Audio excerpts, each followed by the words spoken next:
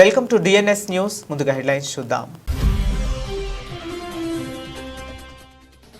దేశం విడిచి పారిపోవాలని చూసిన బ్రెజిల్ మాజీ అధ్యక్షుడు బోల్సోనారో.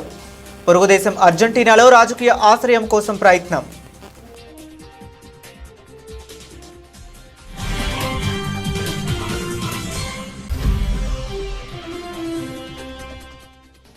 ప్యాంక్రియాటిక్ క్యాన్సర్తో పోరాడుతున్న 88 ఏళ్ల వయసులో కాప్రియా మృతి. కోర్టు వీడియోలతో సోషల్ మీడియాలో ప్రపంచవ్యాప్తంగా గుర్తింపు.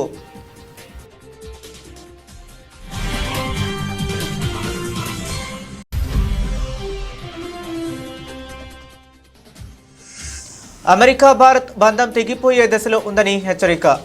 భారత్ శత్రువు కాదని, చైనాలా దానిని చూడొద్దని Nikki Haley హితువు.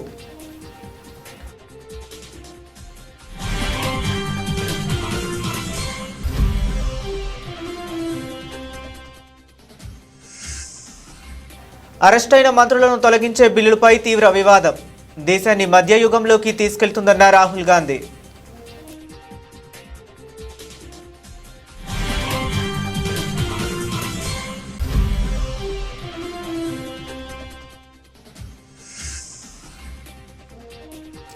CM Revanth Reddy నాయకత్వంలో జీహెచ్ఎంసీ పరిధిలో కనీవిని ఎరుగని రీతిలో మార్పులు. రెవెన్యూ శాఖ మంత్రి పొంగులేటి శ్రీనివాస్ రెడ్డి స్పష్టం.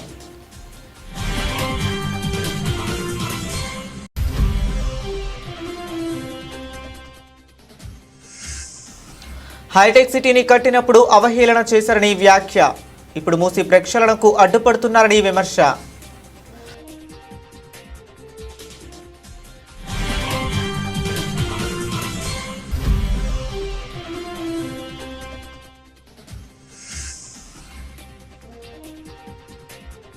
మద్యమత్తులో ఫారెస్ట్ అధికారులను కుట్టిన Srisailam TDP MLA Budda Rajasekhara Reddy. CCTV footage విడుదల చేసిన అధికారులు.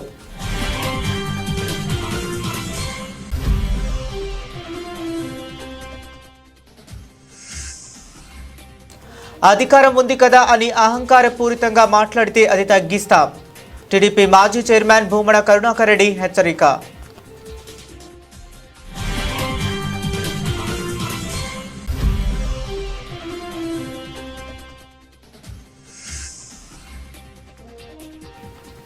యువకులు ఉన్నత విద్యను చదువుకోవడంతో పాటు స్వశక్తితో పైకి రావాలి. రాష్ట్ర మంత్రి సీతక్క సూచన.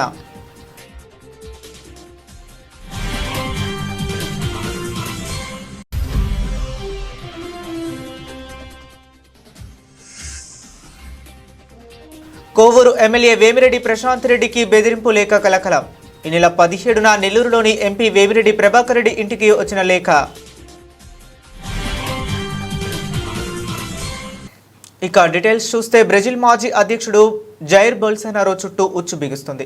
తాను పదవిలో కొనసాగేందుకు తిరుగుబాటుకు కుట్ర పన్నారన్న కేసులో అరెస్టు తప్పదని భావించిన ఆయన దేశం విడిచి పారిపోయేందుకు ప్రయత్నించారని ఫెడరల్ పోలీసులు సంచలన ఆరోపణలు చేశారు. పొరుగు దేశమైన అర్జెంటీనాలో రాజకీయ ఆశ్రయం పొందేందుకు ఆయన భారీ స్కెచ్ వేశారని, ఇందుకు సంబంధించిన కీలక ఆధారాలను తాము గుర్తించామని పోలీసులు వెల్లడించారు.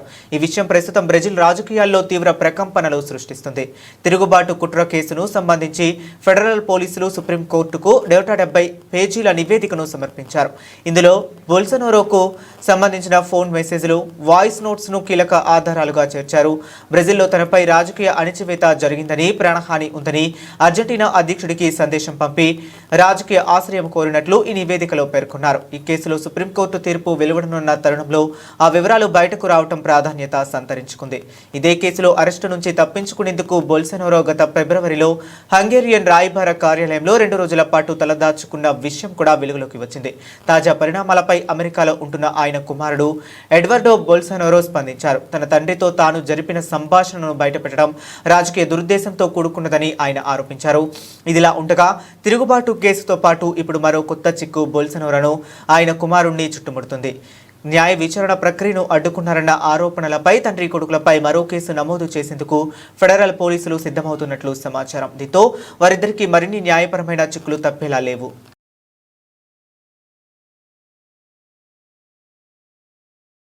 న్యాయస్థానంలో మానవత్వాన్ని కరుణను పంచిన గొప్ప న్యాయమూర్తి, ప్రపంచంలోనే అత్యంత దయగల జడ్జిగా ప్రపంచవ్యాప్తంగా గుర్తింపు పొందిన ఫ్రాంక్ కాప్రియో 88 సంవత్సరాలు తుది శ్వాస విడిచారు. కొంతకాలంగా ప్యాంక్రియాటిక్ క్యాన్సర్తో ధైర్యంగా పోరాడిన ఆయన చికిత్స పొందుతూ మరణించినట్లు ఆయన కుటుంబ సభ్యులు సోషల్ మీడియా వేదికగా తెలిపారు. కాట్ ఇన్ ప్రొవిడెన్స్ అనే రియాలిటీ కోర్టు షో ద్వారా కాప్రియో ప్రపంచవ్యాప్తంగా లక్షలాది మంది అభిమానులను సంపాదించుకున్నారు. ఆయన మరణ వార్తను ప్రకటిస్తూ కుటుంబ సభ్యులు ఒక భావోద్వేగ ప్రకటన విడుదల చేశారు. దయ, వినయం, మానవత్వంపై అంచంచల విశ్వాసంతో కాప్రియో లక్షలాది మంది జీవితాలను ప్రభావితం చేశారు. ఆయన ఆప్యాయత, హాస్యం, దయ ప్రతి ఒక్కరిపైన చెరగని ముద్ర వేశాయి అని ఓ ప్రకటనలో పేర్కొన్నారు. మరణించడానికి కేవలం ఒక్కరోజు ముందు కాప్రియో ఆసుపత్రి నుంచి ఒక వీడియోను పంచుకున్నారు. దురదృష్టవశాత్తు నా ఆరోగ్యం మళ్లీ క్షీణించింది. నేను తిరిగి ఆసుపత్రిలో చేరాను. నేను ఈ కష్టమైన పోరాటాన్ని కొనసాగిస్తున్నాను. మీ ప్రార్థనలు నాకు శక్తినిస్తాయి. దయచేసి నన్ను మీ ప్రార్థనలలో గుర్తుంచుకోండి అని ఆయన అనుచరులను కోరారు. ప్రార్థనల శక్తిపై తనకు గొప్ప నమ్మకం ఉందని ఆయన ఆ వీడియోలో తెలిపారు. అమెరికాలోని ప్రొవిడెన్స్ మున్సిపల్ కోర్టులో దశాబ్దాల పాటు న్యాయమూర్తిగా పనిచేసిన కాప్రియో తన విలక్షణమైన తీర్పులతో ప్రత్యేక గుర్తింపు పొందారు. కష్టాల్లో ఉన్న కుటుంబాల ట్రాఫిక్ టికెట్లను రద్దు చేయటం, నిందితులకు కేవలం శిక్ష విధించడమే కాకుండా వారికి స్ఫూర్తిదాయకమైన మాటలు చెప్పడం వంటివి ఆయనను ప్రత్యేకంగా నిలబెట్టాయి. ఆయన కోర్టు విచారణలకు సంబంధించి వీడియోలు సోషల్ మీడియాలో వైరల్ అయ్యి 100 కోట్లకు పైగా వ్యూస్ సాధించాయి. 2018 నుంచి 2020 వరకు జాతీయ స్థాయిలో ప్రసారమైన కాట్ ఇన్ ప్రొవిడెన్స్ అనే షో అనేక డే టైమ్స్ ఎమ్మీ నామినేషన్లు అందుకుంది. న్యాయం అంటే కేవలం చట్టాలను అమలు చేయటం మాత్రమే కాదని, ఇందులో దయ, గౌరవం, మానవత్వం కూడా భాగం కావాలని ఆయన బలంగా విశ్వసించారు. తనకు 2023లో ప్యాంక్రియాటిక్ క్యాన్సర్ ఉన్నట్లు కాప్రియో స్వయంగా వెల్లడించారు. కాప్రియో మృతి పట్ల రోడ్ ఐలాండ్ గవర్నర్ డాన్ మెక్కీ తీవ్ర దిగ్భ్రాంతి వ్యక్తం చేశారు. ఆయనకు రోడ్ ఐలాండ్ రాష్ట్రానికి నిజమైన నిధి అని అభివర్ణించిన గవర్నర్ ఆయన గౌరవార్థం రాష్ట్రంలోని జెండాలను అవనతం చేయాలని ఆదేశించారు. న్యాయాన్ని కరుణతో అందించవచ్చని ప్రపంచానికి చాటి చెప్పిన కాప్రియో ఎప్పటికీ గుర్తుండిపోతారన్నారు.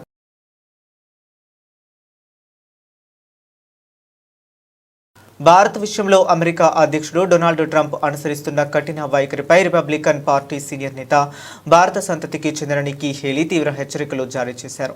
రష్యా నుంచి భారత్ చమురు కొనుగోలు చేస్తుండటాన్ని కారణంగా చూపుతూ ట్రంప్ ప్రభుత్వం విధించిన భారీ సుంకాల వల్ల ఇరు దేశాల మధ్య సంబంధాలు దెబ్బతినే దశకు చేరుకున్నాయని ఆమె ఆందోళన వ్యక్తం చేశారు. చైనాను ప్రపంచవ్యాప్తంగా కట్టడి చేయాలంటే అమెరికాకు భారత్తో సత్సంబంధాలు అత్యంత కీలకమని ఆమె స్పష్టం చేశారు. ప్రముఖ మీడియా సంస్థ న్యూస్ వీక్లో రాసిన ఒక వ్యాసంలో నిక్కీ హేలీ ఈ అభిప్రాయాలను వెల్లడించారు. అమెరికా భారత్ బంధం ప్రస్తుతం ప్రమాదకరమైన దశలో ఉంది. సుంకాల వంటి సమస్యల కారణంగా ప్రపంచంలోని ఈ రెండు అతిపెద్ద ప్రజాస్వామ్య దేశాల మధ్య దూరం పెరగటానికి వీల్లేదు. భారత్ను చైనాల శత్రువుగా చూడటం తప్పు. అది మనకు అత్యంత విలువైన స్నేహపూర్వక ప్రజాస్వామ్య భాగస్వామి అని ఆమె పేర్కొన్నారు. ఆసియాలో చైనా ఆధిపత్యాన్ని అడ్డుకోగల ఏకైక దేశం భారత్ మాత్రమేనని, ఇలాంటి దేశంతో 25 ఏళ్లుగా కొనసాగుతున్న స్నేహాన్ని దెబ్బ తీసుకోవటం వ్యూహాత్మక తప్పిదం అవుతుందని ఆమె హెచ్చరించారు. ట్రంప్ ప్రభుత్వ విదేశాంగ విధాన లక్ష్యాలు నెరవేరాలంటే భారత్తో సంబంధాలను తిరిగి గాడిన పెట్టడం చాలా ముఖ్యం. చైనా నుంచి కీలక సరఫరా గొలుసులను తరలించడంలో, రక్షణ రంగంలో, మధ్యప్రాచ్యంలో స్థిరత్వం తీసుకురావడంలో భారత్ పాత్ర ఎంతో కీలకం అని నిక్కీ హేలీ తన వ్యాసంలో వివరించారు. జనాభా, ఆర్థిక శక్తి పరంగా భారత్ వేగంగా ఎదుగుతుందని ఆమె విశ్లేషించారు. కమ్యూనిస్టు చైనా ఎదుగుదల ప్రపంచానికి ముప్పుగా మారితే ప్రజాస్వామ్య దేశమైన భారత్ శక్తివంతంగా మారటం స్వేచ్ఛ ప్రపంచానికి మంచిదే. ఈ నిజాన్ని ట్రంప్ ప్రభుత్వం గ్రహించాలి అని ఆమె సూచించారు. ట్రంప్ తొలి అధ్యక్ష పదవీ కాలంలో ఐక్యరాజ్య సమితిలో అమెరికా రాయబారిగా నిక్కీ హేలీ పనిచేసిన విషయం తెలిసిందే. క్రిమినల్ కేసుల్లో అరెస్టు అయిన మంత్రులను వెంటనే పదవి నుంచి తొలగించేందుకు కేంద్ర ప్రభుత్వం తీసుకుంటున్న బిల్లు తీవ్ర దుమారం రేపుతుంది. ఈ బిల్లు దేశాన్ని మధ్యయుగంలోకి నెట్టివేస్తుందంటూ కాంగ్రెస్ అగ్రనేతలు రాహుల్ గాంధీ తీవ్ర స్థాయిలో విమర్శలు గుప్పించారు. ఇది ప్రజాస్వామ్య స్ఫూర్తికి విరుద్ధమని, రాజకీయ కక్ష సాధింపులకు అవకాశం ఇస్తుందని ఆయన ఆరోపించారు. బుధవారం నాడు ఢిల్లీలో రాహుల్ గాంధీ మాట్లాడుతూ, అరెస్టు అయినంత మాత్రాన నేరం రుజువైనట్లు కాదు, కానీ ఈ బిల్లు ద్వారా ప్రభుత్వాలు తమ రాజకీయ ప్రత్యర్థులపై కక్ష సాధింపులకు పాల్పడే ప్రమాదం ఉంది. ఇది న్యాయ వ్యవస్థ స్వేచ్ఛను హరించడమే, అధికారం న్యాయాన్ని శాసించే పరిస్థితులు తలెత్తుతాయి అని హెచ్చరించారు. అయితే ఈ విమర్శలను కేంద్ర ప్రభుత్వం తోసిపుచ్చింది. పాలనలో పారదర్శకత, జవాబుదారీతనం పెంచేందుకే ఈ బిల్లును తీసుకువచ్చినట్లు స్పష్టం చేసింది. తీవ్రమైన నేరారోపణలు ఎదుర్కొంటూ అరెస్టు అయిన వ్యక్తి మంత్రి పదవిలో కొనసాగటం ప్రజల నమ్మకాన్ని దెబ్బతీస్తుందని ప్రభుత్వం వాదిస్తుంది. రాహుల్ గాంధీతో పాటు ఇతర ప్రతిపక్ష పార్టీలు కూడా ఈ బిల్లును తీవ్రంగా వ్యతిరేకిస్తున్నాయి. తమ గొంతు నొక్కేందుకే కేంద్రం ఇలాంటి చట్టాలు తీసుకొస్తుందని ఆరోపించింది. ప్రస్తుతం పార్లమెంట్లో ఈ బిల్లుపై చర్చ జరుగుతుండగా రాబోయే రోజుల్లో దీని భవితవ్యం తేలనుంది.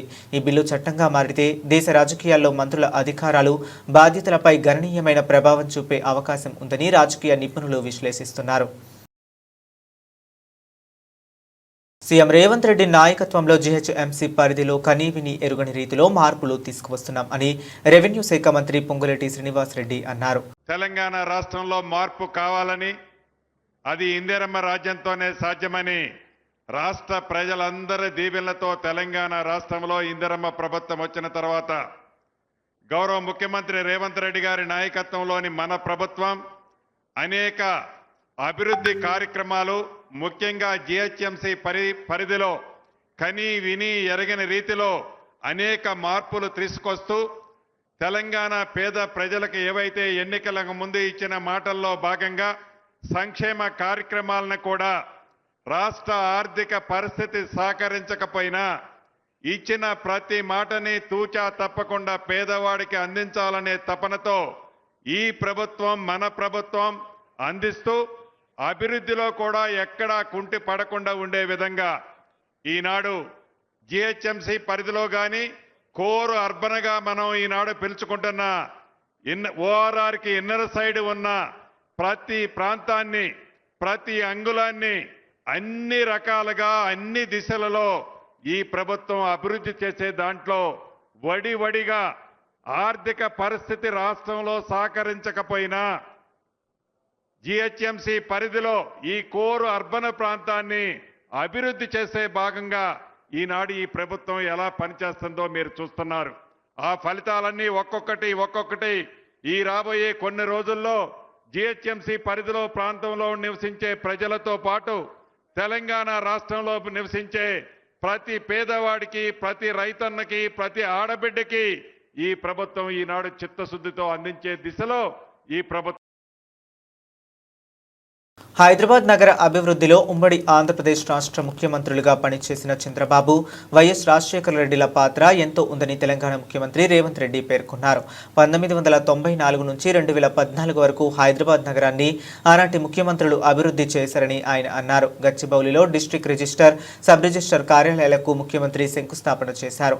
ఈ సందర్భంగా ముఖ్యమంత్రి మాట్లాడుతూ హైటెక్ సిటీని నిర్మిస్తున్న సమయంలో చాలా మంది అవహేళన చేశారని గుర్తు చేశారు. ప్రస్తుతం హైదరాబాద్ నగరం సింగపూర్, టోక్యో నగరాలతో పోటీ పడుతుందని తెలిపారు. మన వద్ద ఉన్నప్పుడు చిత్తశుద్ధితో పనిచేయటం చాలా అవసరమని అన్నారు. గూగుల్ వంటి దిగ్గజ సంస్థల్లో తెలుగువారు ఉన్నారని గుర్తు చేశారు. రాజీవ్ గాంధీ చొరవతోనే ఐటీ రంగంలో చాలా మంది రాణిస్తున్నారని వ్యాఖ్యానించారు. అమెరికాలో మన ఐటీ నిపుణులు పనిచేయటం ఆపేస్తే ఆ దేశం స్తంభించిపోతుందని చెప్పారు. మన ప్రాంతం విద్యార్థులు ఇక్కడే చదువుకోవాలని నాటి ముఖ్యమంత్రులు పలు విద్యా సంస్థలను నిర్మించారని తెలిపారు. ఇప్పుడు మనం హైదరాబాద్ అభివృద్ధికి పాటుపడుతుంటే కొందరు అడ్డుకునే ప్రయత్నం చేస్తున్నారని, వారికి ప్రజలే అడ్డుకోవాలని పిలుపునిచ్చారు. మూసీ నది ప్రక్షాళన, ఫ్యూచర్ సిటీ నిర్మాణం కోసం కొంతమంది ఇష్టం లేదని ఆయన అన్నారు. ఆయన తెలంగాణ సమగ్ర అభివృద్ధికి 2047 ప్రణాళికను సిద్ధం చేస్తున్నట్లు చెప్పారు. మూసీ నది ప్రక్షాళనతో పాత నగరానికి పూర్వ వైభవం తీసుకొస్తామని హామీ ఇచ్చారు. మూసీ ప్రక్షాళనను ఎందుకు అడ్డుకుంటున్నారో అర్థం కావటం లేదని విమర్శించారు. అన్ని సౌకర్యాలతో సబ్ రిజిస్టర్ కార్యాలయాలను నిర్మిస్తామని చెప్పారు. నగర అభివృద్ధికి అడ్డుపడేవారు ఎవరైనా మనకు శత్రువులేనని ముఖ్యమంత్రి అన్నారు. రాష్ట్రంలో శాంతి భద్రతలతో కూడిన ఉద్యోగ భద్రతను ఇచ్చామని తెలిపారు. మెట్రో విస్తరణ, మూసీ ప్రక్షాళన జరగాలని ఆయన ఆకాంక్షించారు. ఈ రోజు రిజిస్ట్రేషన్ కార్యాలయాల గురించి మిత్రులు శ్రీనివాసరెడ్డి గారు చెప్పారు. Outer ring road inside core urban region, ఈ కోర్ అర్బన్ రీజియన్లో 39 సబ్ రిజిస్ట్రార్ కార్యాలయాలు ఉన్నాయి. ఇక్కడున్న చాలా మంది సబ్ రిజిస్ట్రార్ ఆఫీసులకు పోయి ఉంటారు. కూర్చోవడానికి కూర్చుండదు, నించోవడానికి జగా ఉండదు. గంటల కొద్ది అక్కడ ఉంటే బాత్రూమ్ పోదామంటే ఇక్కడ కనిపించదు. ఎక్కడ మెట్ల మీద ఎక్కితే పాన్ పరాగులు తిని ఊంపించి మనం ఎక్కడ కాలు పెడితే జారి పడతామో అన్న పరిస్థితులు ఈరోజు ప్రభుత్వ కార్యాలయాలు ఉన్నాయి. అభివృద్ధి చెందినం అంటున్నాం, ఐటీ దిగ్గజ కంపెనీలు మన దగ్గర ఉన్నాయి అంటున్నాం, మైక్రోసాఫ్ట్, ఇన్ఫోసిస్, గూగుల్ మన దగ్గర ఉన్నాయి అంటున్నాం, హెచ్సిఎల్, కాగ్నిజెంట్, టీసీఎస్ ఇక్కడ ఉందంటున్నాం. కానీ మన బుద్ధి, మన ఆఫీసుల తీరు మారడం లేదు.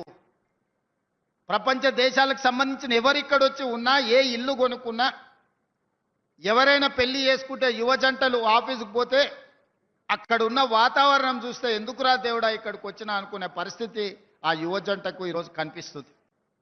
ఇవాళ పెళ్లిళ్ళు చేసుకున్న వాళ్ళు రిజిస్ట్రేషన్ చేసుకోవాలి. సాఫ్ట్వేర్ ఉద్యోగి అమెరికాలో ఉంటే భార్యను తీసుకెళ్లాలంటే పెళ్లి నమోదు చేయించుకోవాలి, అధికారిక పత్రం తీసుకోవాలి.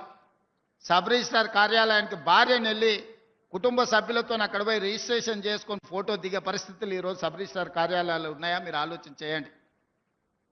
అందుకే నేను చెప్పా శ్రీనివాసరెడ్డి గారికి, సంవత్సరానికి 15,000 కోట్ల రూపాయల ఆదాయం వచ్చే స్టాంప్స్ అండ్ రిజిస్ట్రేషన్ రాత్రి పెట్రోలింగ్ చేస్తున్న సిబ్బందిని అడ్డుకుని చెక్పోస్ట్ వద్దే డ్రైవర్పై దాడి చేసిన టీడీపీ ఎమ్మెల్యే బుడ్డా రాజశేఖర్ రెడ్డి.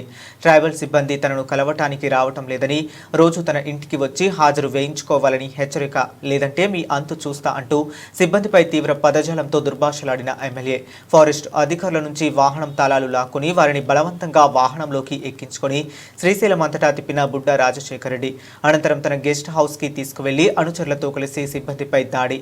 ఎమ్మెల్యేనే తమపై దాడి చేస్తే తాము ఎలా విధులు నిర్వర్తించాలని సిబ్బంది ఆవేదన. సీసీటీవీ ఫుటేజ్ విడుదల చేసిన అధికారులు.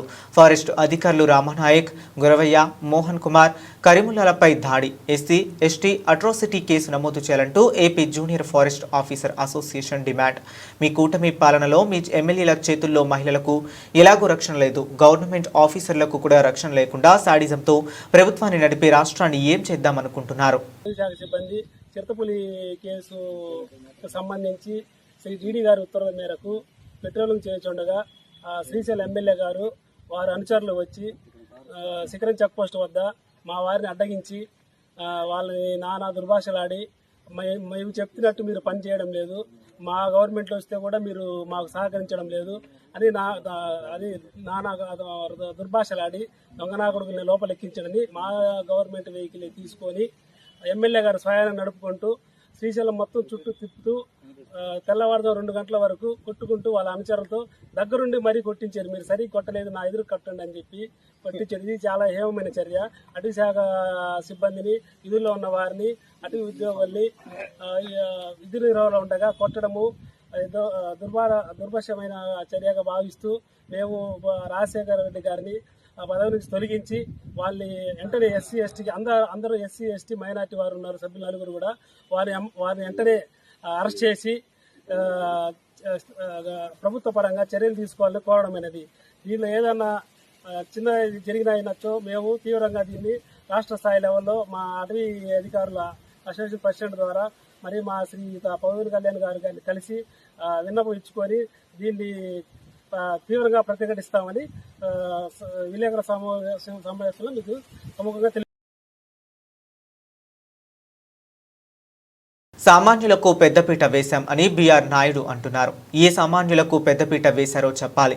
కొండ మీద హోటల్స్ వ్యాపారంలో బీఆర్ నాయుడుకు కూడా వాటా ఉందేమో అని అనుమానం కొండ మీద అందరికీ కలిగింది. లడ్డూలో కల్తీ అని దుష్ప్రచారం చేసి సిటివేసి ఈ రోజు దాకా ఏమీ నిరూపించలేకపోయారు. అధికారం ఉంది కదా అని అహంకార పూరితంగా మాట్లాడితే అది తగ్గిస్తాం అని టీడీపీ మాజీ చైర్మన్ భూమన కరుణాకర్ రెడ్డి హెచ్చరించారు. మధ్యాహ్నం 2 గంటల నుంచి ప్రారంభిస్తే భక్తులు ఏమైనా తగ్గిపోతారండి? దానికి ఏమైనా పెద్ద వివరణ ఇచ్చినాడు. ఉదయమే ఉండటం మూలంగా భక్తుల రద్దీ చాలా ఎక్కువ ఉన్నది. సాయంకాలం శ్రీవాణి భక్తులకు ప్రవేశం అని, సాయంత్రం శ్రీవాణి భక్తులకు ప్రవేశం కల్పిస్తే భక్తులు ఏమన్నా శ్రీవాణి భక్తులతో పాటు దూరం వచ్చేస్తారా? అలా అనాలోచితమైనటువంటి మాటలు. మీకు మీరు చాలా మేధావిగా మాట్లాడుకుని అనుకుని ఆ మేధావితనమంతా కూడా చూపిస్తే అక్కడ ఉన్నటువంటి వాళ్ళు ఐఏఎస్ ఆఫీసర్లు, శ్యామలరావు గారు కానీ ఆయన ఐఆర్ఎస్ ఆఫీసర్ వెంకయ్య చౌదరి గారు కానీ చాలా తెలివైన వాళ్ళు మిమ్మల్ని చూసి నవ్వుకుంటూ ఉంటారు. వాళ్ళు ఇలాంటి వాడు వచ్చినాడండి, మాకు అర్థం కాలేదు, మా 30 ఏళ్ల సర్వీసులో ఇలాంటి వాడిని భరిస్తాడామేనని. ఇవన్నీ కూడా బయటకు వచ్చేటువంటి విషయాలు. నాయుడు గారు మీకు మీరు నేను పిస్తా, నేను రౌడీ, నేను అది ఏం మాట్లాడినారు స్వామి మీరు మీ ఇష్టం వచ్చినట్టుగా? అటవీ ప్రాంతం ఉందంట, విస్తీర్ణం మరింత పెంచాలని కోరుకుంటున్నాడంట. ఏంది తిరుమలకు అటవీ ప్రాంతాన్ని మరింత టీటీడీ పరిధిలోకి. ఇవన్నీ కూడా ఊహల్లోటువంటి మాటలన్నీ కూడా చాలా ఎక్కువగా మనం ఎన్నైనా మాట్లాడవచ్చును. ఆచరణలో చేయటమే అన్నింటికంటే కూడా చాలా కష్టమైనది. ఆచరణలో మీరు చేసినటువంటి ఒక్క చిన్న పని కూడా లేదు. సామాన్య భక్తులకు పెద్దపీట. ఏ సామాన్యునికి పెద్దపీట వేసినావు? ఈయన క్యాంటీన్లు అంట 12 క్యాంటీన్లు కొత్తగా వచ్చినాయంట. ఇంతకుముందు వైసీపీ వాళ్లదే దందా అంట, వైసీపీ వాళ్లకే కాంట్రాక్ట్లు అంట. ఈయన ఇప్పుడు ఆ పెద్ద హోటల్ వాళ్ళనందరినీ కూడా టెండర్లు వేయించి బహుశా బిఆర్ నాయుడు గారు అందులో భాగస్వామి అయ్యి ఆ యువకులు ఉన్నత విద్యను చదువుకోవడంతో పాటు స్వశక్తితో పైకి రావాలని రాష్ట్ర మంత్రి సీతక్క అన్నారు. ఫిర్జాదిగూడ మున్సిపల్ కార్పొరేషన్ పరిధిలోని మేడిపల్లిలో నూతనంగా ఏర్పాటు చేసిన శ్రీ సాయి ఇంటీరియర్ డెకరేషన్ వాణిజ్య సంస్థను ఆమె ప్రారంభించారు. ఈ సందర్భంగా సీతక్క మాట్లాడుతూ ఉద్యోగుల కోసం వేచి చూడకుండా తమకు వచ్చిన విద్యను ఉపాధిగా మలుచుకొని తాను పైకి రావడంతో పాటు 10 మందికి ఉపాధి కల్పించడం సంతోషమన్నారు. ములుగు ప్రాంతంలో పుట్టి పెరిగిన తరుణ్ అనే యువకుడు హైదరాబాద్ నగరానికి వచ్చి తనకు తెలిసిన విద్యలో ఇంటీరియర్ డెకరేషన్ వాణిజ్య సంస్థ ఏర్పాటు చేయడం శుభ పరిణామం అన్నారు. తాను స్థాపించిన వ్యాపారంలో ఉన్నత శిఖరాలు ఎదగాలని, అందుబాటు ధరల్లో ప్రజలకు నాణ్యమైన సేవలు అందించాలని సూచించారు. ఈ కార్యక్రమంలో ములుగు జిల్లా కాంగ్రెస్ పార్టీ అధికార ప్రతినిధి కోడూరి రమేష్, సాయి గౌడ్ తదితరులు పాల్గొన్నారు. పరిధిలోని మరి మేడిపల్లి ఈ లొకేషన్లో మా ములుగు నుంచి ఎదిగిన యువకుడు తన కాళ్ళ మీద తను నిలబడడం కోసం మరి ఇంటీరియర్ డెకరేషన్ కోసం ఇక్కడ ఒక చిన్న షాప్ను ప్రారంభించడం కోసం నన్ను పిలవడం జరిగింది. చాలా సంతోషం. మా తరుణ్ ఇక్కడ కోడూరు తరుణ్ ఇక్కడ ఈ లొకేషన్లో ఇంటీరియర్ డెకరేషన్ కోసం ఈ యొక్క షాప్ను ప్రారంభించడం చాలా సంతోషం. పిల్లలు చాలామంది ఖాళీగా ఉంటున్నారు, కొంతమందికి ఉద్యోగాల అవకాశాలు వస్తున్నాయి, కొంతమందికి రాక ఉంటున్నారు. సో అందరికీ ఉద్యోగ అవకాశాలు ఏ రాష్ట్రాలైనా సాధ్యం కావు. కానీ కొంత ఎదిగినా కొద్దీ ఇట్లా తమ కాళ్ళ మీద తమ నిలబడడం కోసం ఓన్గా చిన్న చిన్న బిజినెస్లు ఏర్పాటు చేసుకొని ఆ లొకేషన్లో ఆ ప్రాంతంలో లేదా ప్రజలకు ఏ అవసరం ఉంది డిమాండ్ అనేది చూసుకొని దానికి తగ్గట్టుగా బిజినెస్ పెట్టుకోవడం అనేది వాళ్ళ యొక్క లైఫ్ను సెటిల్ చేసే విధంగా ఇది ఉపయోగపడుతుంది. కాబట్టి మా కోడూరు తరుణ్, మా కోడూరు రమేష్ గారి కుమారుడు మరి ఇక్కడ షాపు ప్రారంభించడం కోసం నన్ను ఇక్కడికి ఆహ్వానించడం జరిగింది. ఈ లొకేషన్లో ఉన్నటువంటి ప్రజలు, పెద్దలు లేదా పరిచయం ఉన్నటువంటి వాళ్ళందరూ కూడా ఇట్లా చిన్న చిన్న వెండర్స్ను, చిన్న చిన్న బిజినెస్దారులను ప్రోత్సహించి ఉన్నత శిఖరాల్లోకి తీసుకురావడం కోసం మా అందరి బ్లెస్సింగ్ ఉంటాయి. మీరందరూ కూడా సహకరించాలని కోరుకుంటూ కోవూరు ఎమ్మెల్యే వేమిరెడ్డి ప్రశాంతి రెడ్డికి బెదిరింపు లేఖ రావడం కలకలం సృష్టించింది. ఈ నెల 17న ముఖానికి మాస్క్ వేసుకున్న ఓ వ్యక్తి నెల్లూరులోని ఎంపీ వేమిరెడ్డి ప్రభాకర్ రెడ్డి ఇంటికి వచ్చాడు. అక్కడ ఉన్న భద్రతా సిబ్బందికి ఒక లేఖ ఇచ్చి అక్కడి నుంచి వెళ్లిపోయాడు. అనంతరం కార్యాలయం సిబ్బంది సదరు వ్యక్తి ఇచ్చి వెళ్లిన ఆ లేఖను తెరిచి చూశారు. ఆ లేఖలో వేమిరెడ్డి ప్రశాంతి రెడ్డి తనకు 2 కోట్లు ఇవ్వాలని లేదంటే చంపేస్తానని రాసి ఉండటాన్ని గమనించారు. వెంటనే ఈ విషయాన్ని ఎంపీ ఎమ్మెల్యేలకు తెలియజేశారు. అలాగే పోలీసులకు కూడా ఫిర్యాదు చేశారు. ఇక ఈ విషయాన్ని గోప్యంగా ఉంచిన పోలీసులు సైలెంట్ గా దర్యాప్తు చేసి అల్లూరు మండలం ఇస్కపాలెంకు చెందిన ఓ వ్యక్తిని అనుమానితుడిగా గుర్తించి అదుపులోనికి తీసుకున్నారు. అలాగే వేమిరెడ్డి ఇంటి వద్ద అనుమానాస్పదంగా తిరుగుతున్న మరో యువకుడిని ప్రశ్నించగా పొంతనలేని సమాధానం చెప్పడంతో పాటు అతని వద్ద 4 మొబైల్ ఫోన్లు ఉండటంతో అదుపులోనికి తీసుకుని విచారిస్తున్నారు. ఈ వ్యవహారంపై జిల్లా ఎస్పీ కృష్ణకాంత్ మాట్లాడుతూ ఎమ్మెల్యేకు బెదిరింపు లేఖ రావడం నిజమేనని అన్నారు. దీనిపై త్వరలోనే పూర్తి వివరాలు వెల్లడిస్తామన్నారు. వరంగల్ అభివృద్ధిపై సీఎం రేవంత్ రెడ్డి ప్రత్యేక దృష్టి పెట్టారని మంత్రి కొండా సురేఖ తెలిపారు. వరంగల్ ముంపునకు గురవుతుండడానికి నాలల ఆక్రమణే కారణమని గుర్తించినట్లు పేర్కొన్నారు. వాటికి సంబంధించి డిపిఆర్ సిద్ధం చేస్తున్నట్లు చెప్పారు. వరంగల్కు ముంపు ప్రాంతాలు లేని నగరంగా మార్చుతామని ధీమా వ్యక్తం చేశారు. కాంగ్రెస్ అగ్రనేత రాహుల్ గాంధీ ఓటు చోరీ ఉద్యమానికి భారీ స్పందన వస్తుందని తెలిపారు. దొంగ ఓట్లతోనే అన్ని రాష్ట్రాల్లో బీజేపీ గెలుస్తుందని ఆరోపించారు. ప్రధాని మోదీకి మొదటి నుంచి తెలంగాణ అంటే ఇష్టం లేదని, అందుకోసమే రాష్ట్రానికి ఎకరానికి యూరియా ఇవ్వటం లేదని మండిపడ్డారు. యూరియా లేక రైతులు తీవ్ర ఇబ్బందులు ఎదుర్కొంటున్నారని ఆవేదన వ్యక్తం చేశారు. సీఎం రేవంత్ రెడ్డి నాయకత్వంలో ప్రజాప్రభుత్వం అభివృద్ధి లక్ష్యంగా ముందుకు వెళుతుందని చెప్పుకొచ్చారు. కాళేశ్వరం నివేదికతో గత బీఆర్ఎస్ ప్రభుత్వం అక్రమాలు బట్టబయలయ్యాయని మంత్రి సురేఖ విమర్శించారు. నివేదికలో మాజీ సీఎం కేసీఆర్ ప్రధాన సూత్రధారిగా తేలిందని ఆరోపించారు. నివేదికలో నిజాలు బయటపడ్డ బీఆర్ఎస్ నేతలు ప్రజలకు కల్లబొల్లి మాటలు చెప్తున్నారని ఆగ్రహం వ్యక్తం చేశారు. బీఆర్ఎస్ బీజేపీలు రాష్ట్ర ప్రజలకు విష ప్రచారం చేస్తున్నాయని పేర్కొన్నారు. బీజేపీ నుంచి 8 మంది ఎంపీలు ఉన్న కేంద్రం నుంచి యూరియా తెలియకపోయారని విమర్శించారు. తెలంగాణలో మోదీ భజన చేయటంలో ఉన్న శ్రద్ధ వారికి రైతుల మీద లేదని ధ్వజమెత్తారు. కాంగ్రెస్ పార్టీపై ఎన్ని కుట్రలు పన్నినా ప్రజలు తమ వైపే ఉన్నారని కొండా సురేఖ స్పష్టం చేశారు.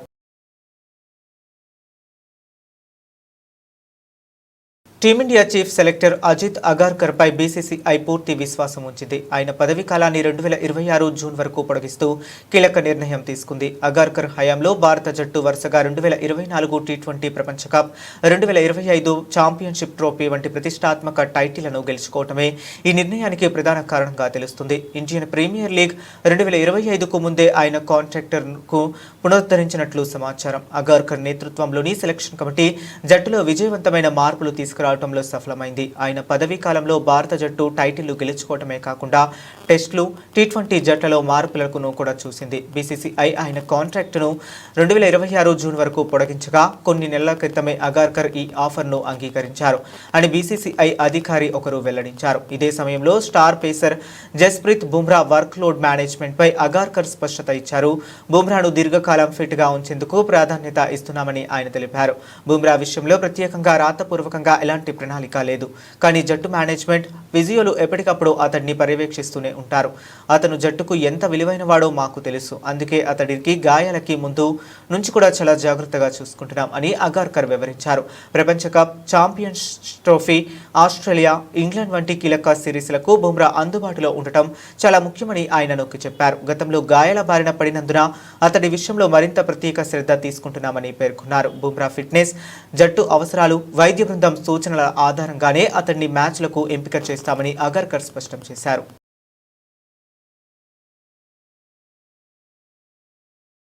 బులెటిన్ ముగించే ముందు మరొకసారి హెడ్లైన్స్ చూద్దాం. దేశం విడిచి పారిపోవాలని చూసిన బ్రెజిల్ మాజీ అధ్యక్షుడు బోల్సోనారో. పొరుగు దేశం అర్జెంటీనాలో రాజకీయ ఆశ్రయం కోసం ప్రయత్నం.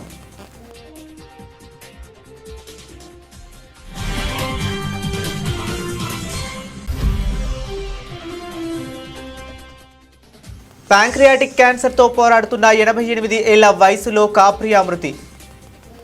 కోర్టు వీడియోలతో సోషల్ మీడియాలో ప్రపంచవ్యాప్తంగా గుర్తింపు.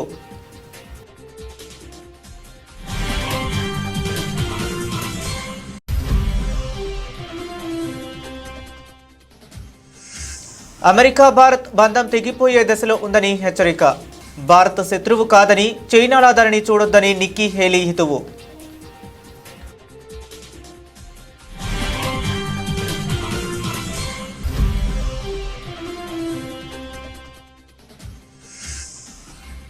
అరెస్టైన మంత్రులను తొలగించే బిల్లుపై తీవ్ర వివాదం.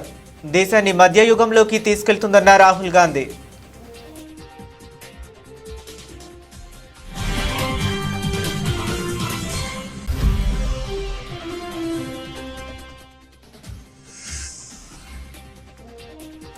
సీఎం రేవంత్ రెడ్డి నాయకత్వంలో జీహెచ్ఎంసీ పరిధిలో కనీవిని ఎరుగని రీతిలో మార్పులు.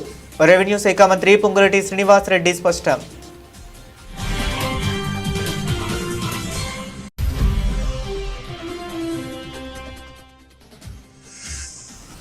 హైటెక్ సిటీని కట్టినప్పుడు అవహేళన చేశారని వ్యాఖ్య. ఇప్పుడు మూసి ప్రక్షాళనకు అడ్డుపడుతున్నారని విమర్శ.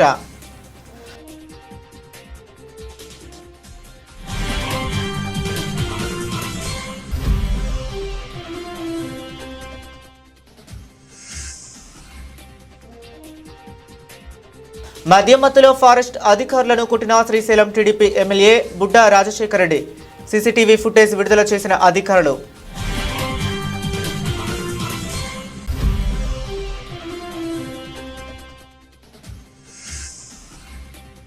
అధికారం ఉంది కదా అని అహంకారపూరితంగా మాట్లాడితే అది తగ్గిస్తాం. టీడీపీ మాజీ చైర్మన్ భూమన కరుణాకర్ రెడ్డి హెచ్చరిక.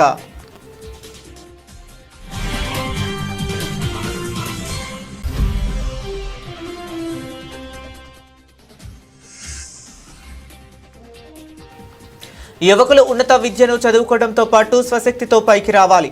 రాష్ట్ర మంత్రి సీతక్క సూచన.